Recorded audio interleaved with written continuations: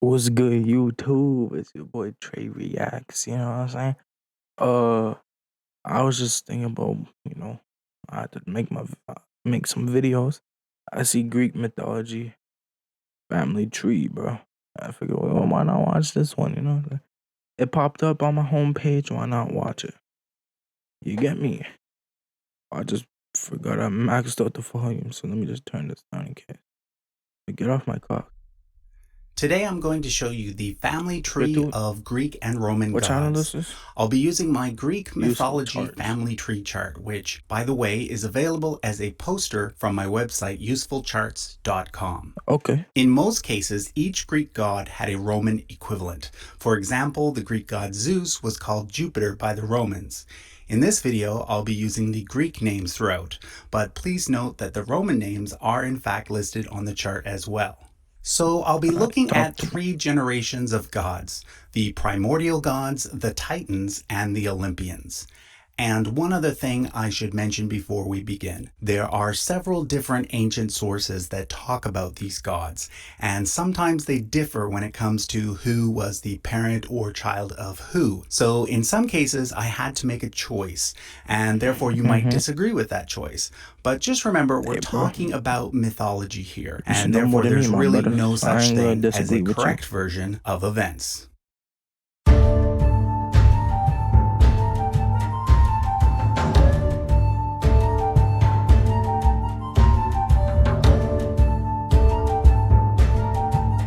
Damn, what's that? Oh, yo, I thought that was the ad. I was like, this does sound like an ad, bro. I'm not skipping. We're going to start up here with I the am skipping first them, but generation of y'all know what I mean, gods, bro. the primordial gods, who, according to some sources, are said to have been born out of chaos. These include Eros Elder, not to be confused with the younger Eros, whom the Romans called Cupid.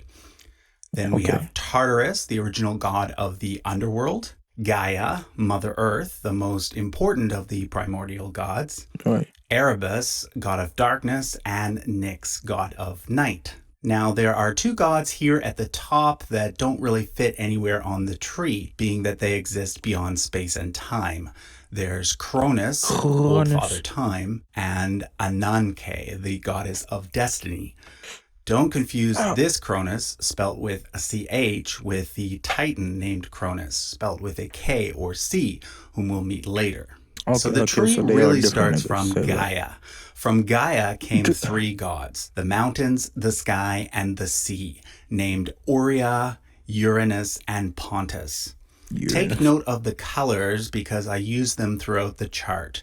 Green represents earth gods, light blue represents sky gods, and dark blue represents sea gods. Now, Gaia and Uranus actually became a couple, and from them came the Cyclops, monsters with one big eye; the Hecatoncheires, monsters with 50 heads and 100 arms; and most importantly, the 12 Titans. But before we look at the Titans, let's look at the rest of the primordial gods. From Tartarus, the god of the underworld, comes several monsters, shown in brown, such as Cerberus, the 3-headed dog that guards the gates of hell; the dragon, from which Jason and the Argonauts stole the golden fleece; and the Sphinx, who had the face of a human, the body of a lion, and the wings of a bird. Some of the other famous monsters from Greek mythology came from Pontus, the original god of the sea. These include the Harpies, the Sirens, and the Gorgons. Yo, I thought you said the herpes.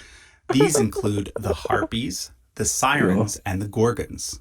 The most famous Gorgon was, of course, Medusa, who had snakes for her hair. One look at her face would turn anyone to stone. The descendants of Pontus also included the Graii. They are 3 gray witches who share an eye and a tooth and can see the future. Finally, from Pontus comes Nereus, another important sea god, sometimes known as the Old Man of the Sea. He's the father of the Nereids, a large group of female sea nymphs. The last group of beings that fall under the primordial category are those that came from Erebus and Nyx. These include Karin, the ferryman to the underworld, as well as several figures that are personifications of various Bro, it's concepts, crazy how they say their names, bro. Cause to me that's Sharon. such as death or sleep. Note that on this chart, whenever you see a black square, that means a god or creature that lived in the underworld. Whenever you see a red square, that means a god that is a personification of a particular concept and who doesn't really fit into a category such as earth, sky, sea, or underworld. Okay, so now it's time to look at the second generation of gods, the Titans. As I mentioned earlier, the Titans are the children of Gaia and Uranus, and there are 12 of them. Let's start over here on the left.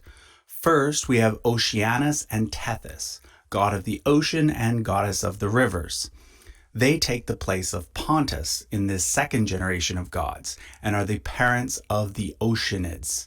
The Oceanids were a large group of sea goddesses, many of whom were the mothers of other important gods, which we'll get to later. Next, we have Hyperion, god of light, and Thea, goddess of the ether. From them,